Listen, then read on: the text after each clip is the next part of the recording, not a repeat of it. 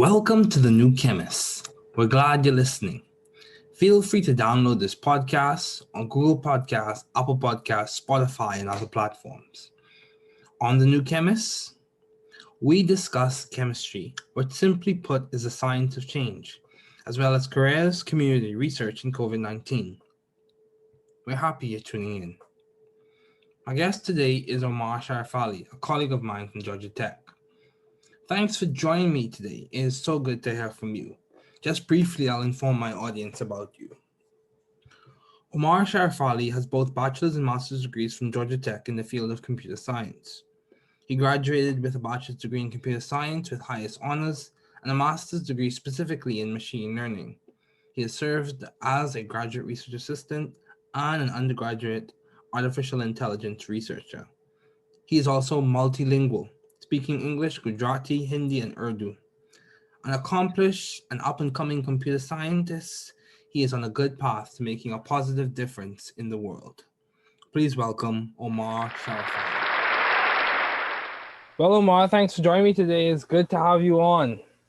Hey, thanks for having me, David. Yeah. Wow.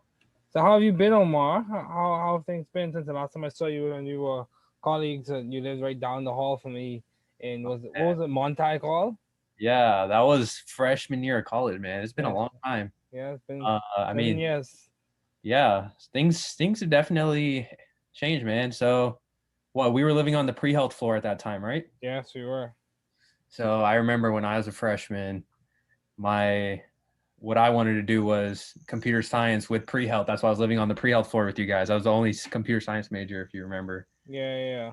So, I mean, after finishing school and during school, I didn't really think there was like a good combination of the two, like computer science and health medicine type fields. Mm-hmm. But yeah, with my new job that I just started, like, I'm happy I finally found that mix because it took me a while, right? Like, so it's been 7 years since freshman year. I didn't find any type of role like that, honestly. So, I just started this January. So 6 years from freshman year, when I first had that original vision in my head, it finally actualized, manifested. Yeah. Yeah, that's good, man. Yeah, certain flames don't die out usually. So, getting started, what have been your long-standing interest in the field of computer science? It seems like you hinted at them through the Yeah. pre-health. Yeah. I mean, like ever since I was a kid, like I've always just been fascinated with like computers. Just like there's just so much you can do on a computer, whether it's like, playing video games, writing software, just browsing the internet. Like it's just like a whole wealth of information, right? So I think for me, like I just got interested at a young age. Like I used to, like, how it is now today where you see like kids always on their phone. Well, like I guess I was like one of those first types of kids, but it was like, technology obviously wasn't that to the extent it is at now when I was here, but I definitely had some influence, right? Like I had a laptop as like an early teenager. Okay. So I used to play a lot of video games on it. Like I even got into like writing like scripts for video games and all that. So I got into like that whole like concept early, and I didn't even know what I was doing at that time. Like when I was at that age, it was just like I was just messing around, basically, like just having fun, right? And then That's good. as I got older, I was coming around for like end of high school, college time, and like I didn't really know computer science was a field, but like as I was introduced to it, I was like, oh, okay, like this is basically like what I've always been interested in, like as a field, right? So after getting introduced to that concept, like I was able to like kind of channel my energy towards it. And I think like a lot of people that I've talked to, like who've started computer science late in their lives, it's been like, oh, like I'm late to it because I just didn't really know about it. So I think there's like a huge advantage for people to like learn it early or like be exposed to it earlier, just so it's like in their mind that this is like a career path and all that. So yeah, you bring up a very interesting concept and something that I value highly. The concept or the principle of exposure.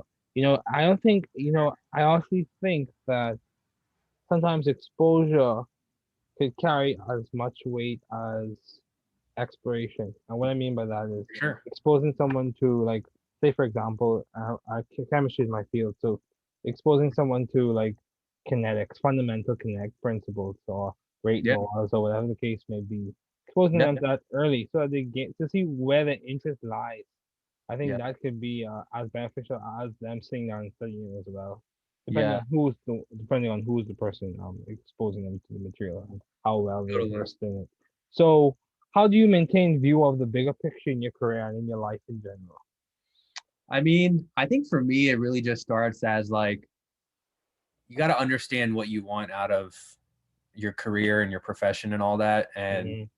like, so for me, like I was saying, like I was always interested in medicine, but like, why was I interested in medicine? Well, I think like my interest really came with like, I wanted to help people or like make a positive impact on the world, right? Mm-hmm. So Mm-hmm. like, if you're working on software that's like, you know, whatever, like related to anything, there's a lot of times where you're working on software that might not be relevant to the world, like making a positive impact in the world, like Mm-hmm. making a difference in people's lives, essentially, right? So there's some fields where you could like apply computer science to. So I think for me, like my big picture was that like, okay, well, what do I want to do with my life and career? Mm-hmm. And like that's like make a positive impact in the world and like have like, you know, my stamp on like whatever my career does, right? So I think that's like my biggest motivator. Like even today, like I still think about that, like what can I do in terms of my career to like get there? Like ideally after I finish my career, I want to be like I felt like I want to feel like I made a positive impact, you know, through my work and all of that. So Mm-hmm. I think keeping that as your big picture and like what you really want. Some people's big pictures are different, right? Like some people just want to make money. Some people just, you know, want status. Some people like have a drive to make a positive impact in the world, right? So like understanding that first and foremost is really like crucial to understanding the big picture. And for me, it was like I wanted to make a positive impact. So, you know, I always try to tailor like all my decisions and career paths down that ultimate goal. Yeah, that's good. Yeah, man, and it's interesting that you said from in the previous question you mentioned how you were exposed to like fundamental computer science principles through video games. I've Yeah. heard similar sentiments from Doctor one of the professors at Georgia Tech, and he talked about the Atari. I'm not sure if you hear the games console. Yeah, the Okay. Atari game console, and how he was Yeah. introduced that by one of his relatives, and he went about the same path in which he was making modifications to the game, so fundamental computer science principles. Yeah. So, how have you been adaptive and creative in the field of science, in the field of computer science to be exact?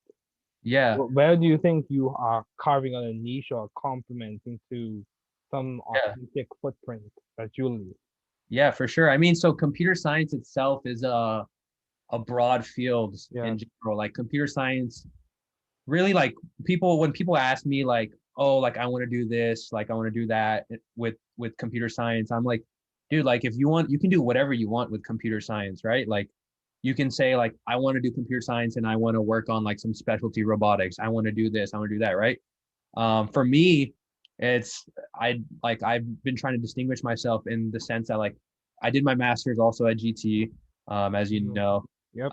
and I specialize in artificial intelligence and machine learning. And Mhm. machine learning is a subfield of artificial intelligence, right? So like already through there, like I've started to specialize and create my niche. And Mhm. for me, the reason why I decided to go down like something like that was again like what can I learn to distinguish myself from others, but also like make a positive impact in the world, right? So like you see like so many use cases of AI in any field, but specifically like for me, like at my current job, I work at a precision medicine company, and that means that the company basically is built on top of like AI and uses all our data to make like smart decisions about like healthcare and medicine and treating people, improving people's qualities of life. So I think like for me, I've been trying to distinguish myself as okay, like yes, I know computer science, but even more specifically, like I know AI concepts as well, and I know how to apply them, right? So like you can really go into whatever field, but even more specifically, like I want to take that one step further, where it's like okay, not only do I have a specialty in AI, like I want to be to a one point where one day I'm like okay, I have a specialty in AI specifically related to medicine and like carve that out as my niche, right? So like later in my career, I can get to a point where it's like, okay, instead of being more of the person who's like actually on the ground, essentially like doing the hard work and all that, like more as somebody with like a vision and like guiding projects and things like that with the vision, right? So I think like that's kind of where I see my career going down, or how I want my career to go moving So, forward. So so do you see that investing more or requiring more training, like a PhD? I thought about it honestly. I was actually like this close to doing my PhD, and I think for me it was the biggest thing that I had with against doing my PhD was the speed at which academia moves is a bit slower than industry. Like Hmm. that's a I think that's a pretty well known fact as well. Like you've seen, Financial backing. yeah, you've seen people like Elon Musk even come out and say that, and other like people who that's just by putting the pressure on industry. I think actually I was watching an interview of Sundar Pichai, the CEO of Google. He was saying the same thing. He was saying how Google's mission is to kind of like set the precedent for new technologies because they're the fastest. They're able to take it to market faster than like academia and all of that, right? Because Mm-hmm. being a big company, they can hire like people with PhDs and all that, and even partner with research. But they're the ones actually putting it in people's hands, right? Mm-hmm. So I think for me that was like one of the bigger reasons too, where it's like, okay, well, I want to make an impact faster, sooner, Yeah. Yeah. um, but it's hard. It's hard. I mean, you have to grow your career first before you can kind of like start thinking about those types of ideas, right? So, Yeah. I've only been working for about 3 years now, so which is like good. I'm getting a lot of exposure to even the field as a whole, but it takes a Mm-hmm. while for you to get to that point where it's like, okay, like you're actually making moves, right? So, Yeah. yeah, I think that Yeah. was a big decision. Yeah. So it's interesting that you said that because in terms of industry, many academic labs are funded by different companies. So yeah, Yeah, that's very true. Like Novartis and um Pfizer, whatever the case may be. Yeah, they are funded by those pharmaceutical companies are funded by those large industries. yeah, It yeah. makes sense. It makes a lot of sense. So you studied at Georgia Tech. You worked with different companies. How have you sort of found the right environment for you to thrive scientifically and intellectually? Yeah. Would you say I you think found that environment, Omar? Yeah, I mean, so for me, like my first job coming out of college, like I was doing artificial intelligence work at Capital One, a finance company, right? And so initially, like I was happy with the work that I was doing, but for me, like going back to what I was saying earlier, I have a deeper motivation, right? So I think when I switched companies, now working at Tempest, it's a precision medicine company, it is technically still a startup, right? So Mhm. that fast-paced environment where you're working on new things and going fast, I feel like has been a better environment for me so far. I've only been here for about 6 months, but um, I'm really liking that because like it's fast-paced and I feel like every day I'm doing something, it's like taking us one step closer toward like my ultimate like goal, right? Which is like improving people's lives and making a positive impact. So I think it's some people are it depends, right? Like some people wouldn't want to work at a startup. Some people would probably prefer like a lax work environment and all that. And um, oftentimes like startups are on the are on the edge of like new technologies and like fast-paced environments and like typically even applying like the newest science too, right? So like then that's kind of how they become successful, right? Like somebody comes up with somebody discovers something, they want to apply it and they make a startup and boom boom boom you're starting to go, right? Mm-hmm. So I think so far I'm definitely enjoying a fast-paced environment, Yeah.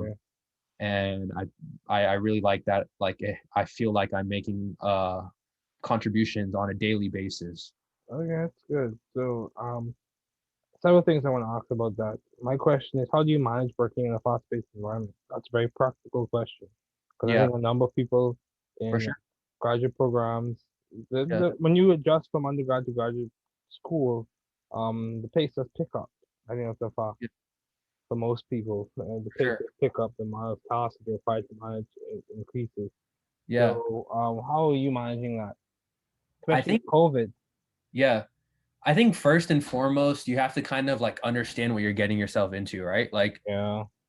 if you realize you have to first understand like, oh, are you capable or is this even forget capable? Is this even something that you want, right? Mm-hmm. So I was actually at my last job, I was desiring something faster, right? So I was like, okay, I want something faster. So I think for me, I came in with the expectation knowing that like, hey, I might have to work more hours than I was working at my last job. So you have to like really manage your expectations in that sense. But I think sometimes you do get it is tough, right? Like some days you're like working like late into the evening and then Mm-hmm. you're like, man, like this is so tough, like I'm mentally drained and all that. So Yeah, I've been there. realizing, I've been there.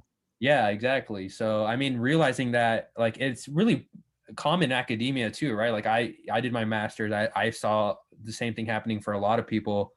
um but it just kind of understand like you have to know that that's something that you're willing to take on if you put yourself in that position too, right? So I think for me, like I was ready for it, I wanted it, and like so I'm like it doesn't bother me as much in the sense that like if I wasn't expecting like a fast-paced environment where I would have to work a little bit extra, then I'd probably be like, oh man, I'm so stressed out, like I can't handle this, all that, right? Mm-hmm. So you Mm-hmm. gotta be like mentally ready for it as well. Yes. uh, Mentally prepare yourself for what you have to go through. And all yeah, of those things are hemmed within the narrative of the academic journey, the highs and the lows. for sure, yeah, Yeah, they're hemmed in. It's almost like a garment. for sure. Yeah, but at the same time, um, how do you maintain balance? I think we are progressing well. How do you maintain balance in your life, given your responsibilities and your accomplishments?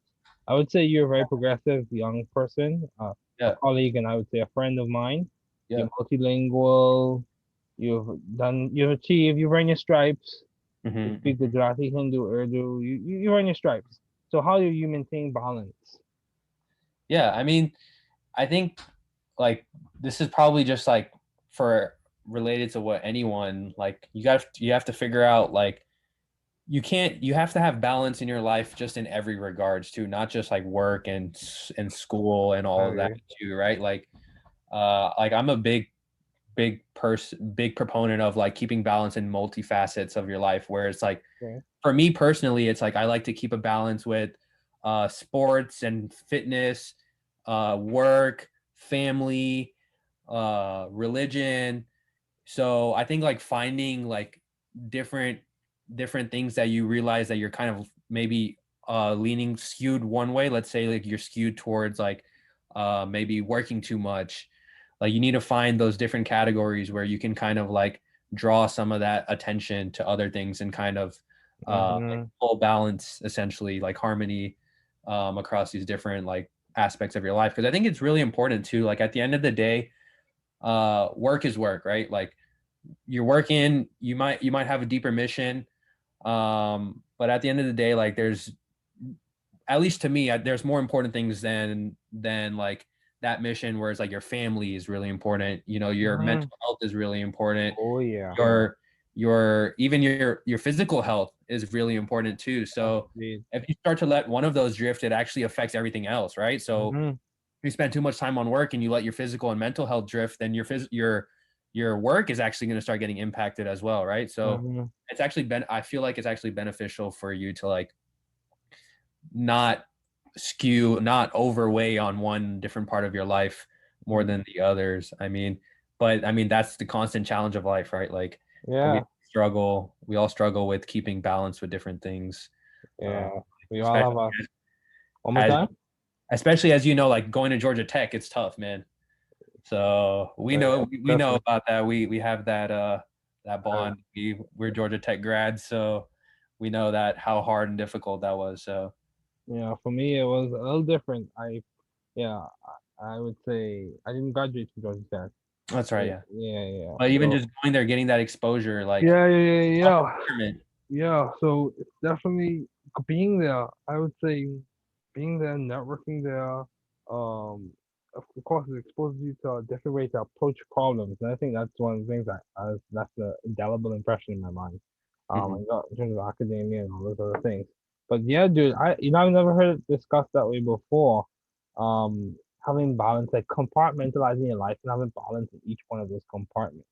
Mhm. Yeah, that's interesting. That's definitely an interesting perspective because I've heard I've heard different discussions of balance, and that balance is dynamic, and Mhm. that balance is not this static sense of perfection, but it's a Mhm. dynamic in which you adjust to all of the different things that are requiring your attention, For sure. requiring your just requiring you to address them.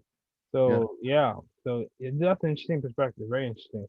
I'm probably going to tuck that somewhere and look into that afterwards. So Yeah. yeah, um, Omar, my question to you now is, what would you attribute to your success? What Uh, what has been complementary to you being successful? yeah. I mean, Is it hey, outgoing personality? What is it? yeah. I mean, well, first in my head, like I haven't reached success in my head. Okay, Uh, that's very good. That's an honest and assessment of yourself. yeah, I think that's one of the things that drives and motivates me, right? Like I'm Hmm. not content with where I'm at, right? So, Hmm. and many people like are content, like they come out of college, they find a job, they're working, like cool, like they're happy with that, right? For me, like I said, like I set high standards and high life goals for myself, right? So Hmm. my definition of success is not short-term success, it's long-term success. And like that doesn't just extend to like work life, it extends to personal life too, right? Like you success in my definition is like success in work, success in your personal life, and like not only enabling yourself for a good future, enabling your family for a good future and all of that too, right? So Hmm. um and then yeah, I think constantly like working on yourself and all of that like is something that I try to do. So like I said, I don't feel like I've reached success, but Hmm. things that I have done is like just try to be proactive and Hmm. like try to be easygoing in the work environment. And also like one thing that's really helped me, and it's like kind of specific to my job, is like communication. Hmm. The better communicator you are, like it'll just set you up for success in any environment, I feel like. Hmm. So like specifically in working in software and AI and stuff like that, like communicating, making sure you're like really sharing everything you learn and all of that is something that I've been trying to make an effort to get better at. And I feel like by me getting better at it, it helps me like achieve more in at my job too, right? So Hmm. I think that's definitely something that like I've been trying to actively work on. Hmm. And it's definitely been helping too. So Yeah, dude, I completely agree. And you may this is just my personal opinion. You may feel as if you haven't reached success as a noun, but I think the adjective successful can be used to describe you. So, and I agree with the fact that you said success in the long term is more like setting others up and setting yourself up for prosperity and doing well in the future, and also having impact over time, not just in one instance or like over like 2 or 3 years. So yeah, I yeah, agree with you. I agree with you. So how do you maintain vision and teamwork in your environment? How are you maintaining that, especially during COVID? yeah. I mean, COVID could be isolating sometimes. I think everyone has realized it. yeah. I mean, like going back to the point of teamwork and COVID, like I think that was something that a lot of people were hit on. It's hard to have that same like teamwork when you're completely virtual, right? Like Mhm. so I remember like You can't high five your friends. you can't, yeah, none of that. You I can't mean, you can't do that. That's so critical. just roll your chair over and be like, hey, like, what's this? Like, can you explain this Yeah, to me? Right? Where it's like yeah. now you have to formulate your ideas into words and like make sure those words are actually like clear. Hmm. Um, so like, I mean, I guess it kind of relates back to what I was saying earlier. Like your communication becomes even more important during times like this, right?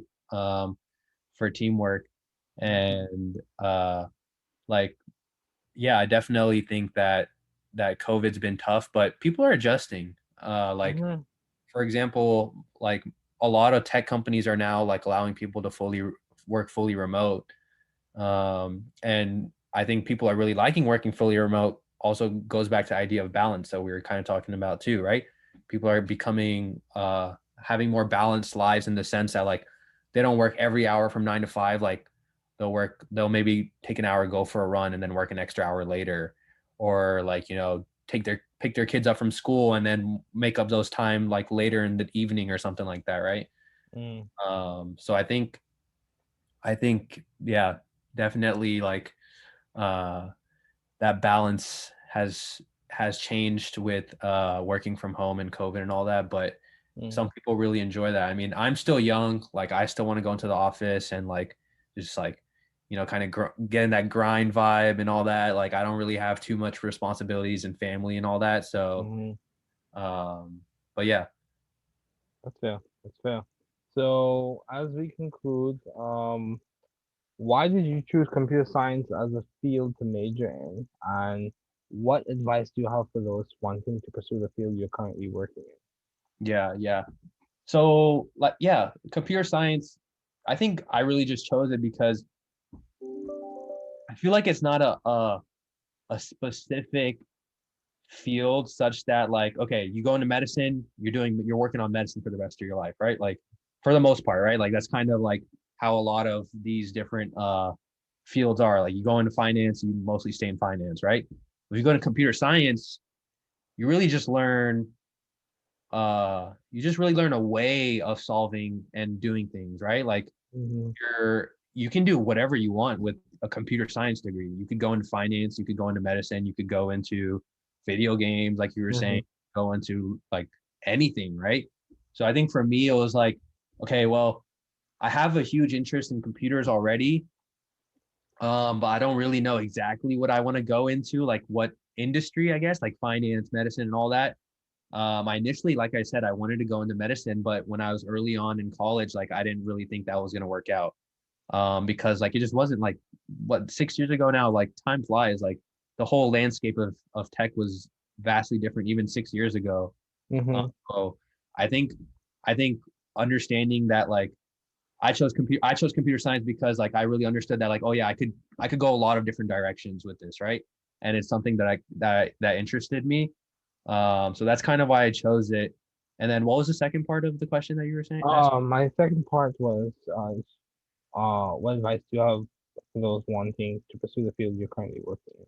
Yeah, I mean, so I think for people who want to go into computer science is like try it out. Like first and foremost, like see how you like it and all that. There's so many like tutorials, like different fun ways of doing like intros to computer science. Like for example, I volunteered for an organization called Girls Who Code, right? And basically like the whole point of the organization is to like increase exposure to like young girls to computer science, just so they can like even get the idea in their head, okay, this is what computer science is, maybe I want to go into it, right? So like exposing yourself just to the concept first and foremost is like obviously the best way, kind of like what we were saying earlier. Like you need to really like understand what it is. And like if some people's like some people don't think in the way that would make sense for going to computer science. Like I've met some of my cousins who were like tried going to computer science and they're like, yeah, I just feel like my brain just doesn't like formulate like thoughts and stuff like that, like putting it into code and all that. But a lot of people can like really easily pick it up. So I think trying it out, and there's like a number of different ways to try it out. Like you could, if you're interested in sports, there's something you could do for sports, like just for fun, right? Like you could download some sports data and like try to manipulate that data and like whatever, right? Like you can get exposure that way, or you can follow a tutorial on how to make a game. Like making a game is like there's software that you could use to easily make it. Like for example, I know Jupyter like notebooks. Yeah, Juki do Jupyter notebooks. I know a 13-year-old who made a game. Wow. Because he just got curious, like he wanted to make a game. He like found out how to do it. He found a tutorial and he made a game, right? And now he wants to go into computer science, right? Yeah, Swirl. Huh? Swirl for R. Swirl, yeah. Yeah. There's so many different things. Like a lot of people are getting exposed to it in grad school for a variety of different things because you need it for a lot of different fields as well, right? So it gives you more prowess. yeah, More exactly. prowess. So I think it's more of like it's a tool that anyone could really use in any field, like whether even forget like, okay, maybe you don't want to like go specialize in it, you don't want that to be your major, but you could still benefit from having that knowledge. Like in fact, like I know a number of people, number of my friends who are at engineers, and they're like, oh yeah, like when I was interviewing them, we asked me if I knew like how to code or anything like that, right? So just like try it out. At the worst, like you can say that, okay, yeah, I kind of know how to code. Like I went through a tutorial, something like that. So I think that's my advice. And then there's also a lot of subfields for computer science. Like what I was mentioning earlier, if you're interested in sports, like you could do some data science. You could do data analytics. Like that's a specific field of computer science that's honestly today it's pretty easy to get into. Like you have a programming language called Python, super easy to use. Very and powerful. Very powerful. Like I use it every day at my work. That's our main programming language. And like that's also the main programming language that a lot of people first learn, right? So like, I think that could give confidence to people hearing like, okay, like a professional like me uses Python every day at their job, and it's also the easiest one to learn, right? So I think that today and tomorrow and next week, it's only going to get easier and easier to learn how to code and like get exposed to it. So yeah, I agree. So what is the most beneficial advice you have received as we conclude? What is the most beneficial advice you have received? If you had to like sum it down to like 2 or 3 statements. yeah. Oh, that's a tough one, man. Yeah. Whew. I'm sure you're up to it. Yeah. Huh. Best advice that I've ever received. I think.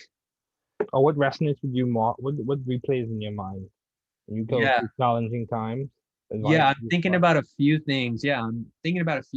But I think for me, some of the best advice that I've received, and like I don't want to be repetitive, but it's like figuring out your long-term vision. Like I think like early on, like what I was saying earlier, I realized that I wanted to like make my long-term vision be like, okay, I want to have a positive impact on the world, right? I think really figuring that out, a lot of people don't know that. Like I have so many cousins who are like just trying to get into college or like just in that phase, and I'll be like, okay, so what do you want to like, what do you plan on like majoring in or all that? And a lot of them are like, yeah, I don't know. And then I'll be like, okay, well, like what do you want to do? Like what's your like what do you want to do with your career? Like what's your final outcome? So like always having the big picture like in your head is like super beneficial for you. Like some people's big picture might just be like, hey, I want to save up a lot of money and retire. Like okay, that's your big picture. Well, like really figure out if that's what you want, right? So I think really figuring out what you want from your like career, and even more deeper than that, like your life. I think that's definitely some of the best advice that I've gotten, because everyone goes through that struggle, like identity crisis. Like I remember even at some point in college, I was like, wait, like should I be doing computer science? Like maybe it's not for me. Like, and I feel like almost everyone has in college specifically has been like, whoa, like okay. I mean, there's obviously some people who don't, but like a lot of people will go through that thought in their head. Even in grad school, dude. Even in grad school, some people will do PhD for like 5 years and be like, wait, this is not it. Like, and like 5 years of PhD down the drain. And actually, one of my coworkers, he's an MD. Like he finished medical school, like he did some training after, and then he completely transitioned into software.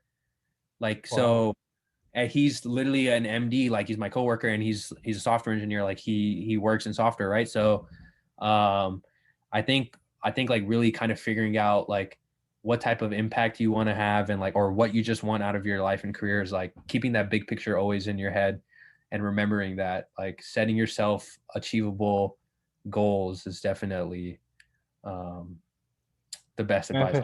Yeah. So it's good to be pragmatic. It's good to Yeah. think about the big picture, and it's good to break it down into granularities and particulars. And Yeah. what I mean by that is like day-to-day steps. How can Yeah. I achieve this big goal? For sure. And then, of course, it's important to do your homework. You know, as good as it may be to eat eggs every single day, if you have the capacity to make a cake Hmm. and you go to the grocery store and all you get is eggs and you have the capacity to get more ingredients, I think Hmm. it's up to you. You have to make the decision on yourself, you know? Get the Hmm. ingredients, go through the process, and achieve the end result. So, Hmm. yeah, of course, there's a degree of serendipity or favor or blessing or whatever may want to describe it Yeah. as that goes into the journey. But at the end of the day, work is very important. And, you know, yes, we all have our different struggles, and yes, we all have our different challenges that are woven into the narrative of our lives. But For I sure. think, you know, depending on how we approach them, and with a good degree of optimism and positivity, I think we could progress through them, hopefully. For sure. At least that works out in most cases. So, Yeah. or we could learn something from it. I think that's more feasible. Yeah. Yeah. And I think even like you saying that, like another piece of really good advice that I've gotten, like even related to that, is like don't get hung up on like setbacks, or like sometimes if you didn't get what you want, like Mm-hmm. who knows what's in store for you, man. There's only one person who knows what's in store for you. And I mean, it depends on what you believe and all that, but hey, I personally believe that like everyone has something in store for them. Yeah.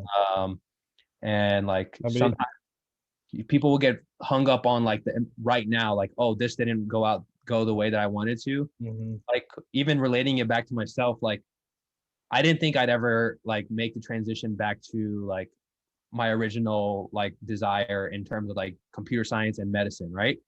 And like when I first experienced that, like, oh, like I went to freshman year career fair, and I talked to a number of different companies like who are like kind of related to like medicine. Mm. And I was like, hey, like, do you guys have openings for computer science majors? And every single one of them said no.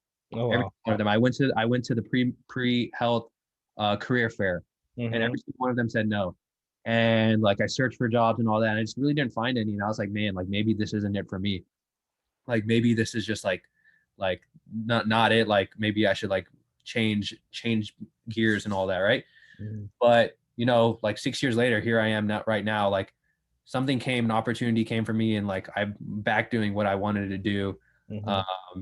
And so I think like always remembering that like there's everyone has like a destiny, and like there's something, you have ups and downs in your lives, but like Mm-hmm. everything's supposed to happen for a reason too, like so. Yeah, I do. I agree with that, and that comes to my faith background. But I agree that everyone's here for a reason. Yeah. Everyone has intrinsic value, and they can complement the narrative of their own life and other people's lives as well. So Hmm. yeah, man. But yeah, this is a really good discussion, and it's really good to hear from you, Omar. Thanks for joining Yeah, me today. for sure, it's good talking. Thanks for listening. We're glad you were able to tune into this podcast. Once again, this is The New Chemist, where we discuss chemistry, which simply put is the science of change, as well as the other sciences, careers, community, research, and COVID 19. Thanks again for listening. Note, the views on this podcast represent those of my guests and I.